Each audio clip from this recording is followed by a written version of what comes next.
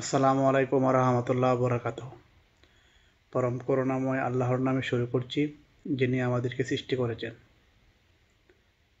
Voice of Abdullah official channel থেকে আবদুল্লাহ বলতেছি। পৃথিবীর যেখান থেকে আমার চ্যানেলে যুক্ত হয়েছেন সবাইকে স্বাগতম। বাংলাদেশের শুধু মানুষ না, পৃথিবীর যে কোনো মানুষ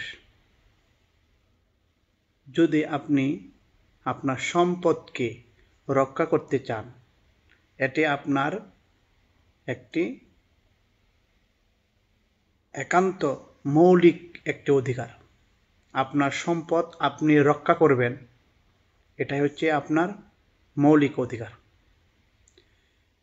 এরকমভাবে প্রত্যেকটি লেভেলের মানুষ, পৃথিবীর যেখানে মানুষ আছে, সব মানুষের জন্যই এই মৌলিক অধিকারটি হলো তার সম্পদকে রক্ষা করা। এখন যদি সম্পদ আপনি রাষ্ট্রীয় কোনোভাবে, সরকারিভাবে কোনো অফিসার, দেশ পরিচালনায় যে কোনো একটি পদে আপনি থাকেন, আপনি কি দেশকে রক্ষা করবেন না? আপনি কি নিজেকে রক্ষা করবেন না? দেশের সম্পদকে রক্ষা করবেন না? এই অর্থে, এই যে একটি আবিধানিক অর্থে যদি আপনি কিছু সংখ্যক লোক, দুষ্কৃতিকারী লোক যদি আপনাকে ট্যাগ দেয়া দেয় যে আপনি একজন ফ্যাসিস্ট মানুষ, তাহলে এই পৃথিবী মিথ্যা হয়ে যাবে। এই কিছু মানুষের জন্য এই পৃথিবীটা ধ্বংস হয়ে যাবে। তাই এই কিছু মানুষদেরকে আইনের আওতায় নিয়ে আসতে হবে। সবসময় এই নিয়মটি সবার জন্য প্রযোজ্য থাকা দরকার। এখন বাংলাদেশে যেভাবে গণ অভ্যুত্থানের মাধ্যমে সরকার প্রতিষ্ঠিত হয়েছে, অধিকাংশ লোক, ধরেন আপনি 75% লোক সমর্থন দিয়েছে এই সরকার এভাবে গঠন করার জন্য, কিন্তু এই 75% লোক তারা যেভাবে সরকারকে সমর্থন দিয়ে সরকারকে বসিয়েছে ক্ষমতায়, এই 70% লোক তো এখন অপব্যবহার করবে। সরকার তাদেরকে কিছু বলতে পারবে? এই সম্পদকে রক্ষা করতে পারবে? আমি কিছুক্ষণ আগে যেভাবে আপনাদেরকে বললাম বিষয়টি, এই 75% লোক বাংলাদেশে অরাজকতা তৈরি করবে। এখানে আওয়ামী লীগ থাকতে পারে, বিএনপি থাকতে পারে, জামাত থাকতে পারে, যে কোনো দলের লোক থাকতে পারে। তাহলে কি সরকার টিকবে? সরকার যদি তাদের পক্ষে যদি কোনো একটি কন্টেস্ট তৈরি করে, তাহলে এই মানুষগুলো আবার বলবে এই সরকার ফ্যাসিস্ট। যেমন আমি আপনাদেরকে গতকাল যে একটি নিউজ প্রকাশিত হয়েছে, আসিফ নজরুল বলছে যে একদিনে কলেজ কি বিশ্ববিদ্যালয় বানানো সম্ভব? তার মানে এই কিছুদিন আগে, 5ই আগস্টের আগে, এই মানুষগুলাই তো আসিফ নজরুলকে সাপোর্ট দিয়েছিল। এখন আসিফ নজরুল ক্ষমতায় বসেছে, এখন তিনি আবার এই কথাটা বলছে যে একদিনে বিশ্ববিদ্যালয় বানানো কি সম্ভব? তার মানে কি এই 75% লোকের কথার বিরুদ্ধে যাচ্ছে আসিফ নজরুল স্যারের কথা।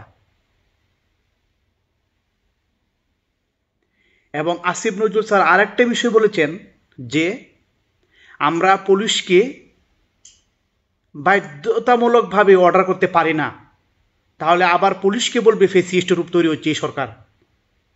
তাহলে এই যে একটা 50% বর্তমান সরকারের যে অবস্থান, সরকার নিচেও লেভেলে যাইতে পারতেছে না, উপরে লেভেলে যাইতে পারতেছে না, তাহলে কি হচ্ছে? এই দেশ একটি ধ্বংসস্তূপ তৈরি হবে। কেন হবে? সরকার হয় উপরে উঠে শাসন ব্যবস্থা কায়েম করতে হবে, হয় নিচের লেভেলে এসে জনগণকে সাথে নিয়ে দেশ চালাতে হবে। জনগণকে নিয়ে যদি দেশ পরিচালনা করা হয়, তো দেশ ধ্বংসস্তূপ তৈরি হবে। আমি জনগণকে সাপোর্ট করি। কিভাবে সাপোর্ট করি? জনগণের মতো তারা কাজে নিয়োজিত থাকবে, তাদের পরিবার নিয়োজিত থাকবে, দেশের কল্যাণের কাজে নিয়োজিত থাকবে, তাদের একটা পার্ট তৈরি থাকবে। তারা সরকারের কাছ থেকে বিভিন্ন সুযোগ সুবিধা নিয়ে দেশকে উন্নয়নের দিকে নিয়ে যাবে সাধারণ জনগণ। এখন সাধারণ জনগণ যদি 75% লোক যদি সরকারকে শাসিত করে, সরকারকে অর্ডার করে, তাহলে কি এই সরকার টিকবে? এই জন্যই 5ই আগস্টের পরে বাংলাদেশের লক্ষ লক্ষ আন্দোলন তৈরি হয়ে যাচ্ছে। সরকার এখানে মানে 35% কন্টেস্ট করতে পারতেছে না জনগণের সাথে। কেন করতে পারতেছে না? এই যে আমি আপনাদেরকে কিছুক্ষণ আগে বললাম যে কথাগুলো, আজকে বাংলাদেশে যে নব মুস্তাক সার, আসিফ নজরুল বাটপার, এই কথাগুলো কি বলছি? জনগণ বলতেছে, আমজনতা বলতেছে, সাধারণ ছাত্র বলতেছে। বিগত সরকারের যে আইন ব্যবস্থা ছিল তা অত্যন্ত ভালো প্রকৃতির আইন ব্যবস্থা ছিল, যেটিকে আমরা আজ ভুক্তভোগী মানুষ যারা আছি আমরা সবাই বুঝতে পারতেছি যে শেখ হাসিনার আমলে আইনের যে একটি ভালো রূপ মডেল ছিল তা আমরা আজ বুঝতে পারতেছি। It was best policy from prime minister Sheikh Hasina in Bangladesh. তাই বাংলাদেশের মানুষ অলরেডি বুঝে গেছে যে কোন সরকারের আমলে আইন ভালো ছিল। আইন বলতে কি বোঝায় জানেন? আইন হচ্ছে সরকারের পক্ষ থেকে যে আইন জনগণের উপর অর্পিত করা হয়, জনগণ ওই আইনকে সম্মত দিয়ে জীবনযাত্রার মান উন্নয়ন করার যে প্রতিশ্রুতি জনগণের উপর থাকবে, সেটা হচ্ছে আইনের ব্যবস্থা। সরকার কর্তৃক যে কোনো ধরনের নিয়ম জনগণ মেনে নিয়ে দেশকে উন্নয়নের অগ্রযাত্রা নিয়ে যাবে, সেটা হচ্ছে আইনের ব্যবস্থা। তাহলে বাংলাদেশের যে আইনের যে বর্তমান যে পরিস্থিতি, একজন আইন উপদেষ্টাকে যদি বলা হয় নব মুস্তাক সার, আসিফ নজরুল দেশচার, তাহলে এই আইন উপদেষ্টাকে যদি এভাবে বাংলাদেশের মানুষ এভাবে অকথ্যভাবে গালিগালাজ এভাবে করা হয়, তাহলে আইন কোথায় যায় টিকবে? আইন টিকবে না, দেশ ধ্বংসস্তূপ তৈরি হবে। তাই আমি আবার বাংলাদেশের মানুষের প্রতি আহ্বান করছি, ভালোবাসি তাদেরকে, এই দেশকে ভালোবাসি, মানুষকে ভালোবাসি, ভালোবাসার স্বার্থে দেশকে এগিয়ে নেওয়ার যে প্রতিশ্রুতি তা জনগণের উপর আমি অর্পণ করলাম। জনগণ সিদ্ধান্ত নেবে কি করবে আর না করবে। বাংলাদেশের সর্ব উৎকৃষ্ট একটি আইনের ব্যবস্থা, যে আইনগুলোর মধ্যে ছিল রিস্কাওয়ালা একদম ভালো পরিবেশ ছিল, দিনমজুর ভালো পরিবেশ ছিল, গার্মেন্টস শ্রমিক ভালো পরিবেশ ছিল, অত্যন্ত তৃণমূল পর্যায়ের লোকগুলো ভালো পর্যায়ে ছিল। আমরা হাসিনাকে ধন্যবাদ জানাই, আওয়ামী লীগ সরকারকে ধন্যবাদ জানাই। মানুষ অলরেডি বুঝে ফেলছে কে বাটপার, কে চিটার, কে প্রতারক। আসিফ নজরুল 1 নাম্বার বাটপার, নাহিদ 1 নাম্বার চাপাবাজ, মাহমুদ আসিফ মাহমুদ 1 নাম্বার তথ্য গোপনকারী ব্যক্তি, সে মিথ্যাচার ব্যক্তি।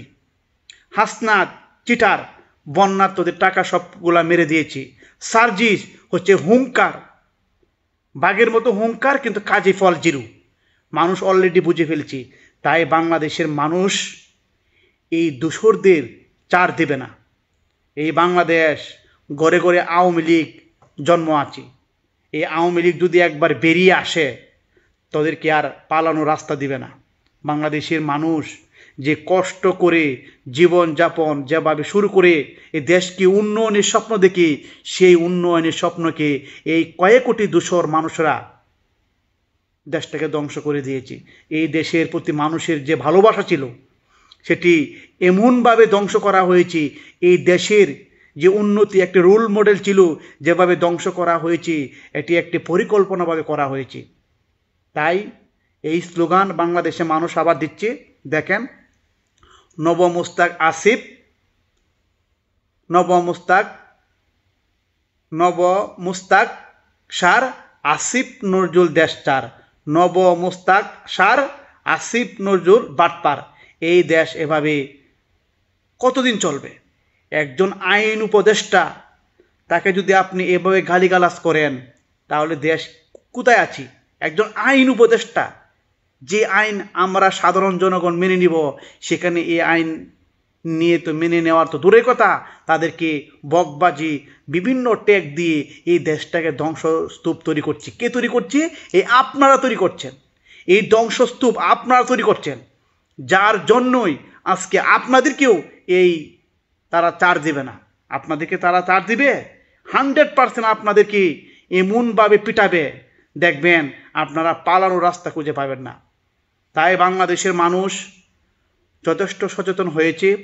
দেশকে এগিয়ে নেওয়ার জন্য যে পদ্ধতি মানুষের মাঝে আছে তা একান্ত বিরাজমান।